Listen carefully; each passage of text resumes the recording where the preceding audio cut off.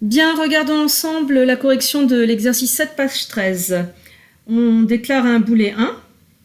Et donc, c'est un booléen universel. Comme d'habitude, vous voyez qu'il y a la déclaration de Y. Derrière la déclaration de Y, vous voyez apparaître un booléen existentiel que je pourrais baptiser A de Y si je voulais. C'est ce que je fais ici parce que je vais l'utiliser. Et derrière la déclaration de X, vous avez un petit booléen à la fin qui est un booléen de comparaison tout simple. Donc la négation de A, on commence par changer la déclaration du Y, qui devient il existe Y dans R. Derrière, on doit écrire la négation du booléen existentiel. Donc on recommence, on change la déclaration de la variable X en pour tout X. Et derrière cette déclaration, on tombe sur d'autres petits booléens tout simples. Et là, on écrit sa négation. La négation d'un booléen égal, c'est différent. Donc ça, c'est facile. Et maintenant qu'on a écrit la négation de A, on veut montrer que c'est vrai. Eh bien, avec les règles de rédaction que je vous donne, vous avez déjà le squelette de votre démo. Vous savez que vous allez devoir déclarer Y, et comme vous voulez montrer un il existe Y, vous allez affecter Y. La question, c'est comment? Quelle valeur vous allez lui attribuer? Donc ça, vous pouvez le mettre en attente dans un premier temps, et continuer à déclarer vos variables, puis vous remontrez pour trouver une bonne valeur de Y à affecter. X, vous voyez qu'il est déclaré avec le symbole universel, donc X, vous devez le déclarer non affecté, soit X appartenant à R, point, et vous n'y reviendrez pas. Désormais, il est figé non affecté. Une fois ces lettres déclarées, qu'est-ce que vous devez faire? Eh bien, vous devez montrer que Y est différent de X au carré et vous devez argumenter, car. Donc, votre affectation doit vous permettre d'argumenter, ça ne peut pas être égal. Et c'est là où vous avez peut-être l'idée d'affecter Y à une valeur négative. Moins 12. Et donc, ça va donner ça, vous complétez. Alors, Y différent de X au carré, car Y négatif, et X au carré, lui, eh ben, il est supérieur ou égal à 0. Il n'y a pas besoin d'avoir d'affectation pour X, d'ailleurs on n'en a pas, pour dire qu'il est supérieur à 0 parce qu'il est réel.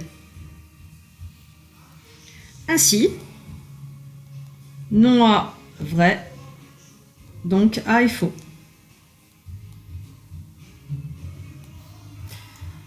On vous demande dans ce cours de refaire la démonstration, mais cette fois avec une approche par l'absurde.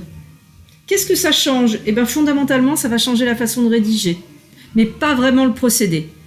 Donc votre démo par l'absurde, elle va démarrer par supposons A vrai, parce que justement vous voulez prouver que A est faux.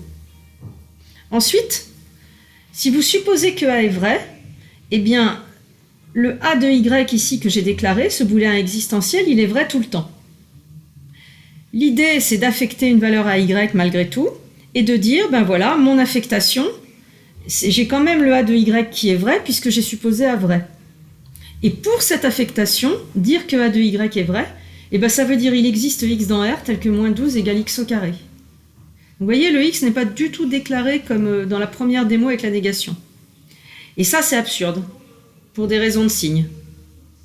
Et je conclus que A est faux, une fois que j'ai fait apparaître l'absurdité.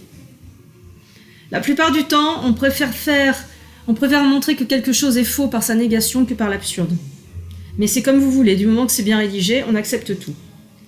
Il y a une démo par l'absurde très connue, c'est le fait que racine de 2 soit irrationnelle. Pythagore savait le faire. Donc même structure, vous supposez que racine de 2 est rationnelle. Ça vous permet de déclarer 2 variables entières, et l'astuce, c'est de les prendre sans diviseur commun, et d'écrire racine de 2 comme un quotient A sur B. Ensuite, vous reformulez, vous élevez au carré, et on arrive à A carré pair. Or, quand un carré est pair, c'est que le nombre est pair. Comme mon nombre est pair, je reformule, c'est souvent ça en maths. Je déclare une variable k qui n'est pas une variable posée au hasard, c'est k tel que a égale 2k, vous voyez, c'est la variable qui va avec a. J'élève au carré et je récupère b carré pair, c'est-à-dire que b pair, et c'est ça qui est absurde, puisque j'ai déclaré a et b sans diviseur commun, et donc a est faux, ce qui termine la démonstration par l'absurde. À bientôt!